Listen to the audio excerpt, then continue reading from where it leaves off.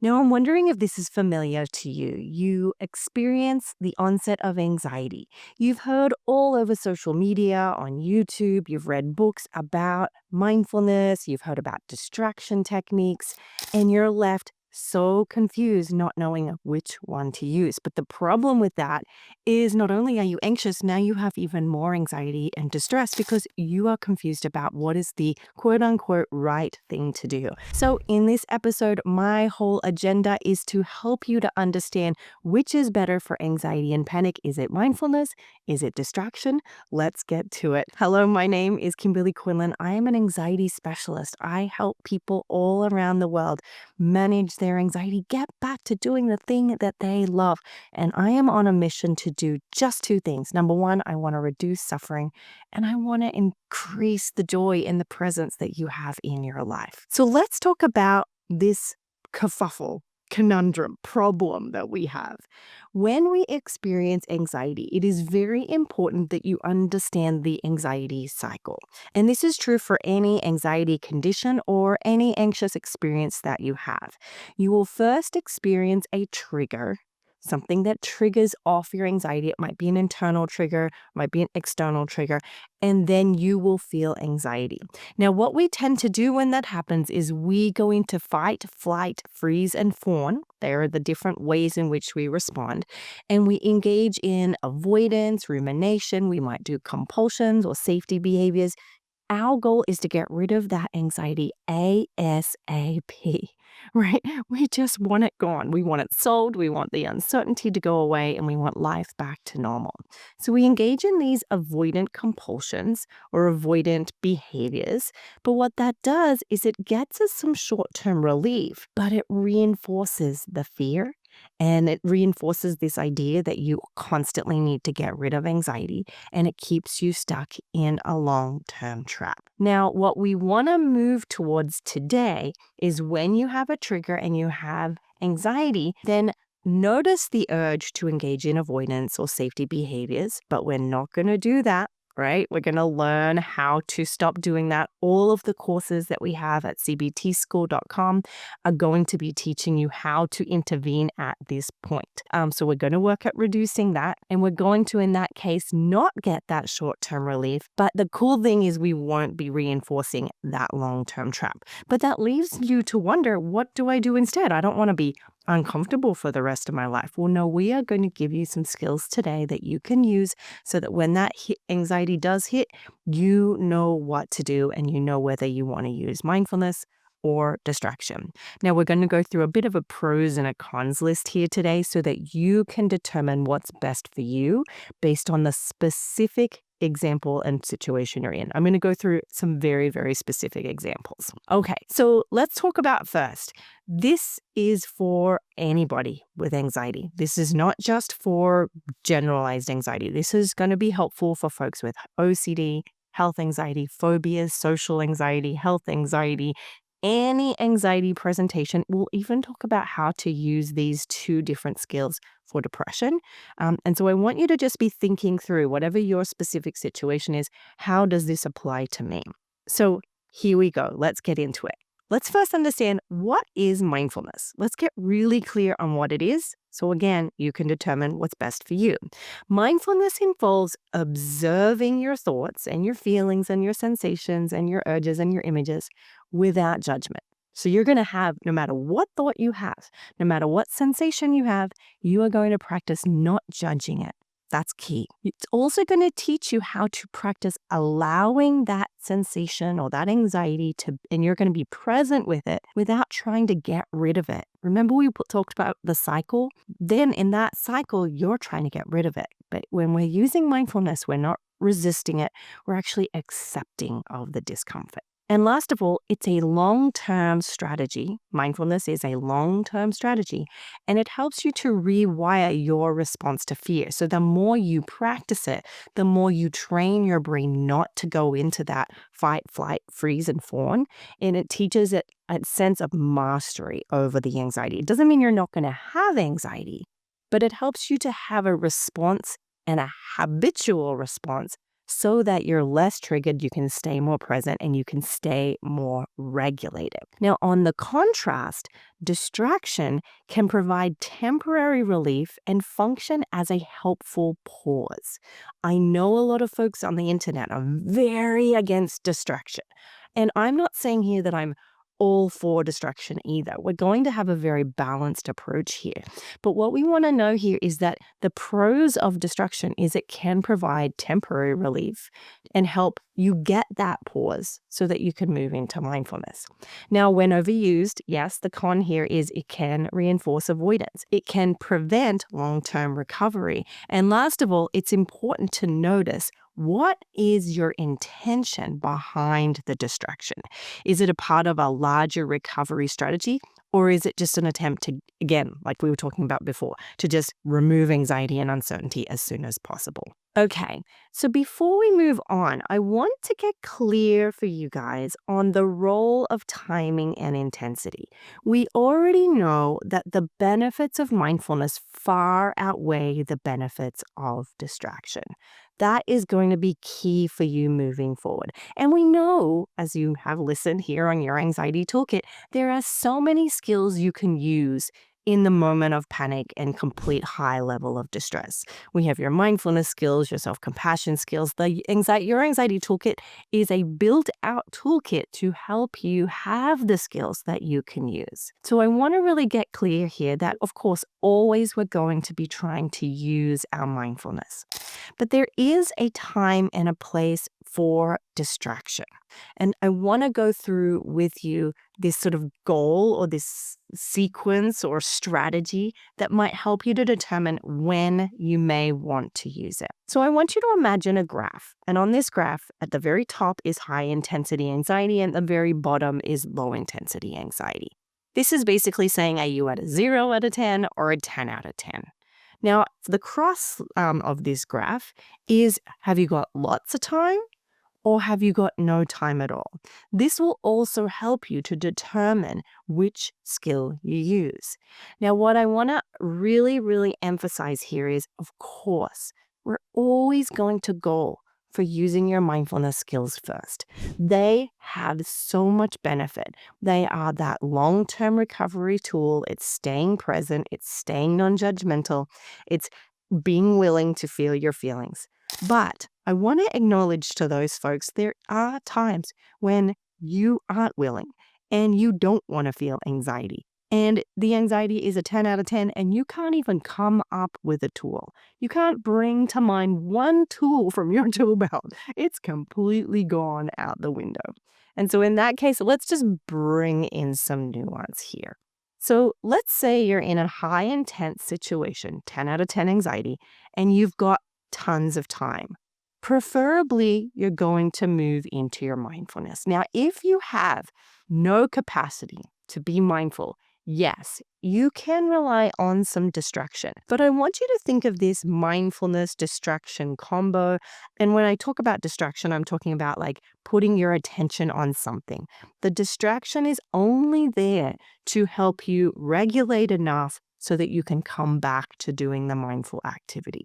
And you might want to slow it all down. Sometimes when we have anxiety, we speed up.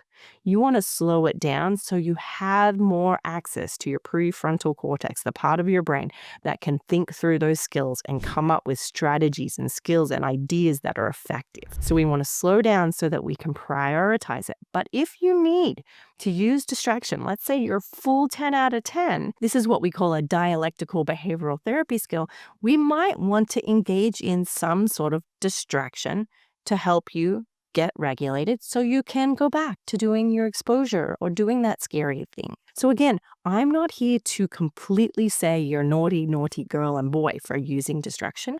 There will be times when you're at that high intensity where you may want to teeter into using it if you're unable to use your mindfulness. Now, we also have on that graph that when it's high intensity, but you've got literally zero time. In that moment, you've got to get on the plane or get on the elevator or walk out and give that presentation. You've got nothing nothing. You've got no time but to get out there and do that scary thing. Well, in that case, yes, I'm going to encourage you to use some distraction on that thing you're doing and manage it with whatever skill you can. And you're going to do that in spurts, right? So you're going to do it, but you're going to try to bring in your mindfulness as best as you can. Now, some people say, well, isn't distraction mindfulness? Well, yeah, it can be. But I think the real difference is distraction is often done because you've got to push your anxiety away. You've got to completely bring your attention to this thing. I always think about my husband. He's been on the podcast. He's talked about his flight anxiety. In those moments when he's boarding, he's like, I haven't got the capacity to be mindful. I just have to stare at the back of that plane, and I just need to get myself there. And it doesn't matter what happens. I don't care if I'm using skills or not. I've just got to get myself on there. And that's okay. That's the definition of a distraction. But again, we're only going to do that in very, very, very short spurts. We're going to use it very, very sparingly. But I don't want to make you feel like distraction is a big, bad thing. Okay? Now, the next option here is, let's say you've got low intensity of anxiety, but you've still got no time. Well, I'm going to say, if your anxiety is at a low level, 100% I want you to be aiming for that mindfulness. Usually when anxiety is low, we have a much better connection with the prefrontal cortex. We have a much better connection with the skills, and we can access them better. We can regulate ourselves better. And in that case, absolutely, focus on your mindfulness. Use it as an opportunity to do those reps. And mindfulness practice takes reps, guys. It's not something you do 20 times and you're like, great, I'm so good now. I don't have anxiety and I'm completely free of any kind of avoidant distractions and any avoidant compulsions and I'm just good. No, this is a practice that you practice over and over and over and over again. Now, the next part of the graph, which is final part, which is it's a very low intensity and you've got tons of time to practice, of course. We want mindfulness. Again, this is an opportunity for you to practice this skill.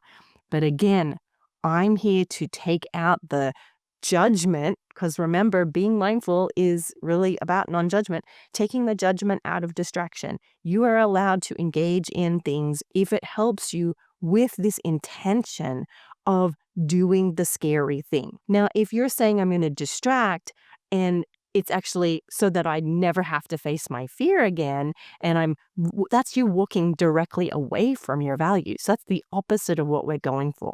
If you need to use distraction for the sake of facing a fear or doing something that aligns with your values, that is functional and helps you function better in very short spurts, it's okay. Don't be hard on yourself. And please don't spend time going, which is which? Which one should I use? Should I use this one? Should I use that one? No, we don't want to do that. Okay? So that's the role of intensity and time. Now, okay, let's go back to looking at distraction. Consider it a life vest.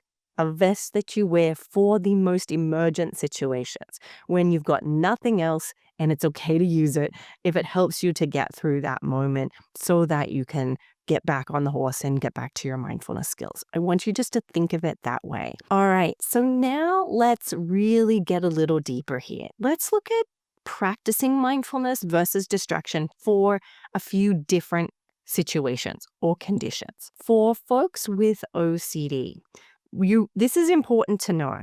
If you're someone who has repetitive, intrusive thoughts, feelings, sensations, urges, they're called obsessions, right? So they're very, very repetitive. You want to be careful with distraction because sometimes distraction is a form of thought suppression. And what we know with folks with OCD and a lot of other conditions we'll talk about here as well, okay, when you have those intrusive thoughts, if you're trying to push them away, if you're trying to suppress them, you will actually end up having more of them. You're actually feeding a cycle of what you resist persists. So remember that we want to use distraction as sparingly as possible because, again, thought suppression, the act of trying not to think about something, often will increase you thinking about it. Because think about it. If I'm trying not to think about an elephant, I'm going to think about an elephant in an attempt to not think about an elephant, if that makes sense. And with OCD, that is very, very important component of your recovering. Now, with health anxiety, this is a case where I have heard some people say, oh, there's times when I'm sitting in the doctor's office, I'm petrified. All I want to do is run away. And so, I use quote unquote distraction. Maybe they do a crossword puzzle or they play some Tetris on their phone. And so, what happens there is they're using quote unquote distraction to stay there so that they can get the thing that they need done. Now, again, is that distraction or are you just being mindful? I think that this is sort of like a just a competition on words. Like, it doesn't really matter. Again, think of it through the lens of what is your intention while you're there. It doesn't matter whether we call it distraction or mindfulness, as long as you're willingly having the discomfort, you're allowing that discomfort to be there, you're not judging it as good or bad, and you're staying to fulfill the thing that keeps you healthy. Now, I've had clients who said, I'm about to go into surgery. I can't be mindful. I'm just going to practice distraction. I don't even care. Again, it doesn't matter if it helps you to get into that surgery, you'll get better with time. And you've got to sort of, you win some, you lose some ultimately. But these are some examples of where people get really stuck. And I want to really be clear here that intention matters, but at the end of the day, we want to just be doing the thing that helps you move forward in your recovery. Let's talk about panic disorder. Again, distraction is another one of those conditions you want to use distraction very, very rarely, if possible. Now, when we talk about panic disorder, we are talking about 10 out of 10 anxiety. So if you go back to the graph, yes, in that situation, you may need to distract. That is okay. But we want to, again, interact between distraction and going back to mindfulness as much as you can. Mindfulness is always going to get you better outcomes than if you use distraction. The thing to remember about panic disorder is often the fear of panic. And so if you are trying to avoid the panic, you're probably reinforcing that fear, making your panic disorder even stronger. Now, for folks with generalized anxiety, again, if you've got a generalized anxiety, please prioritize your mindfulness as much as you can. Things about money, finances, relationships, the more you can bring mindfulness into your day, the more regulated you would be. I'm a big believer on practicing mindfulness every day, even when you're not anxious, so that you manage your generalized anxiety better. Okay, we don't want to mindlessly scroll internet just to try and avoid our generalized anxiety. That's not super helpful. Be as mindful and as kind as you can. Now, with eating disorders, again, this is where it gets a little tricky. I remember when I had to do very big exposures for my eating disorder. I had to eat burritos, I had to eat fettuccine alfredo, I had to eat cream, things I was really anxious about. And I'm not going to lie, there were times I did use a distraction. While I was eating the fettuccine alfredo, I might have been looking at a video on my computer, or I might have watched a show. And yes, ideally, it would have been better if I was more mindful of my discomfort. But again, being mindful doesn't mean you just focus on discomfort either only, because that sometimes can be a part of the problem as well. You're over focusing on it. So again, this is sort of the nuance here. I want to bring a lot of nuance in there. And again, you decide, as long as the behavior is moving you towards your long-term recovery, that's all that matters. Now, the last one I wanted to talk about is depression. Depression, guys know, our depression can be a big, big liar. It's going to tell you some horrible things, mean things about you and your future and the world around you. And ideally, we're going to be using mindfulness. However, if you're in a big depressive episode, a lot of DBT therapists will encourage distraction. And we actually call it occupation. Occupation is where you put your attention on something away from your depression, because otherwise all you're hearing is that, horrible lie that depression tells you. And it can get us into, feeling even worse. So there are some ways in which you may want to sort of like seesaw back and forward or teeter-totter between these skills. Again, I keep stressing we want to, of course, prioritize mindfulness. Okay, so here are some things to remember. Both mindfulness and distraction can belong in your toolkit. Practicing mindfulness ahead of time can increase your capacity to choose wisely in that moment and be more regulated in that moment. And if you can, please do practice self-compassion when you're choosing your approach, because we are not here to aim for perfect. If you have searched this topic, if you're someone who is here because you've looked this up and you've come across this episode, it's a chance that you are pretty distressed about trying to sort of perfect your recovery, perfect getting it the right and making sure you're doing the right thing. And that's only going to create more anxiety for you. So we're not aiming for perfect here. I am a big believer in a B minus effort, right? We don't need A pluses in recovery. Real recovery usually is around a B minus because that B minus helps manage the anxiety of having to be perfect. Okay. So thank you so much. I hope that really helped you understand the difference between mindfulness and distraction. I hope that you continue to prioritize your mindfulness skills. But again, do not get into the nitty gritty. Again, it's okay to have some fluctuations in your recovery. We're not expecting you to be perfect. Okay. Head over to cbtschool.com if you want more resources. We have courses on generalized anxiety, OCD, depression, most of the conditions we have courses for. So go check them out. I'll see you in the next episode of Your Anxiety Toolkit.